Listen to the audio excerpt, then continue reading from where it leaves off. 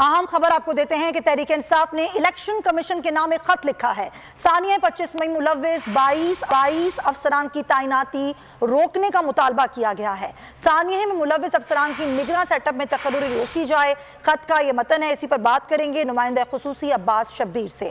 عباس، خط میں مزید کیا لکھا گیا ہے؟ دیکھیں، سیکرٹری جنرل تحریک انصاف اسد عمر صاحب نے یہ خط لکھا ہے الیکشن کمیشن کو، جس میں انہوں نے کہا ہے کہ تحریک انصاف نے ثانیہ 25 مئی میں جو ملوث 22 افسران ہیں ان کی فہرست اور ان کے نام بھی اس خط کے ساتھ آویزہ کیے ہیں۔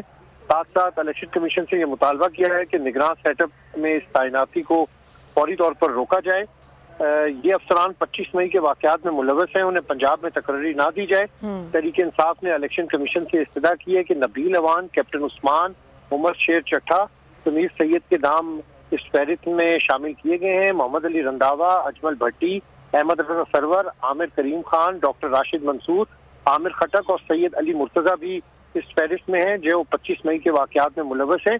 اس لیے بلال صدیق کمیانہ، کیپٹن عثمان انور اور دوسروں کے جو نام ہیں ان کو سیریسلی ٹیک اپ کیا جائے اور نگراں سیٹ اپ میں ان کی تعیناتی کو فوری طور پر روکا جائے۔ ٹھیک ہے، بہت شکریہ آپ کا عباس شبیر۔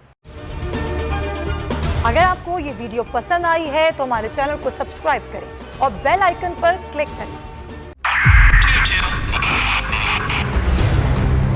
2022 بہت سارے تحفے بھی دیکھے گیا پاکستان کی عوام کو۔ پاکستان کی عوام کو ایک تحفہ یہ دیا کہ عوام کو پتہ چل گیا کہ پاکستان کا میڈیا کیا ہے۔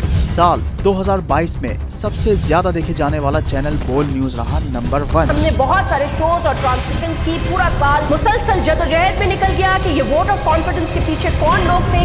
توڑے ریٹنگ کے سبھی ریکارڈ۔ سوشل میڈیا پر بھی سب سے زیادہ تیزی سے 2.4 بلین ویوز کا سنگ میل عبور کیا۔